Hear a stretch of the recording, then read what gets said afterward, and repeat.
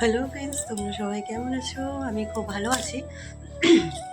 তো আমি তো দুপুরবেলাতে আর কি মোটামুটি সব কাজ সেরে নিয়ে আজকে আমি বসে আছি একা একা বলতে পারো।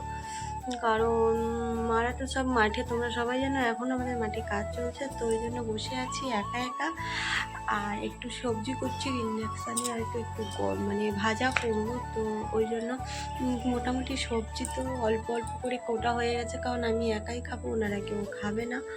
তো চলো তোমাদের সাথে শেয়ার করো। তোমরা বলো গরম কেমন পড়ছে, কিন্তু আমাকে কমেন্টে জানিও। বিশ্বাস করো আমাদের এখানে কিন্তু বিশাল গরম পড়ছে, যে গরমের কোনো লিমিট নেই, মানে বিশাল, মানে কি বলবো, মানে সে সহ্য করার মতো না।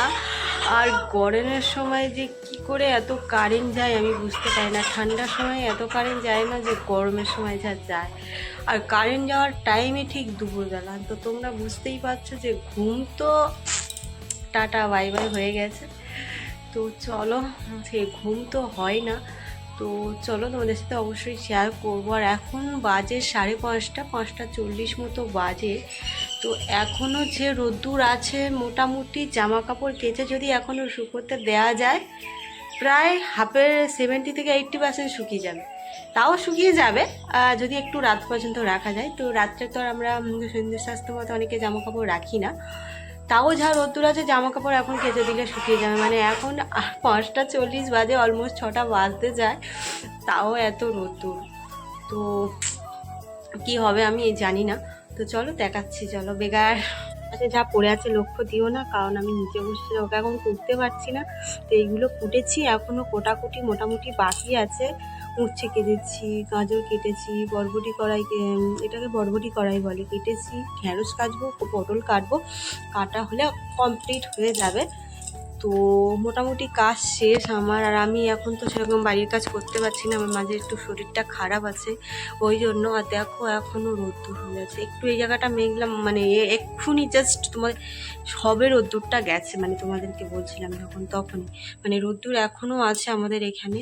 আর দেখো ওয়েদারটা কিন্তু এখন যে ওয়েদারটা ভালো, কিন্তু যে রোদ্দুরের যে ওয়েদার, উফ কি বিচ্ছিরি, আর কেন বলো। এই দেখো চারদিকটার গরমে সহ্য করা যাচ্ছে না, এত বিভৎস গরম।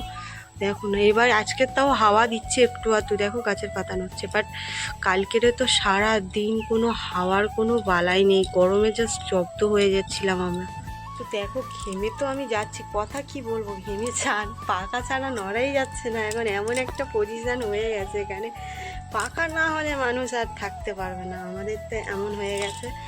তো চলো, আমার এই ভিডিওটা তোমাদের কাছে কেমন লাগলো অবশ্যই কিন্তু আমাকে কমেন্টে জানিও। তো চলো সবাই টাটা সবাইকে। যদি ভিডিওটা ভালো লাগে like comment share and subscribe করে দিও। তো টাটা সবাইকে, যতক্ষণ তোমরা সুস্থ থেকো, ভালো থেকো, সবাইকে ভালো রেখো।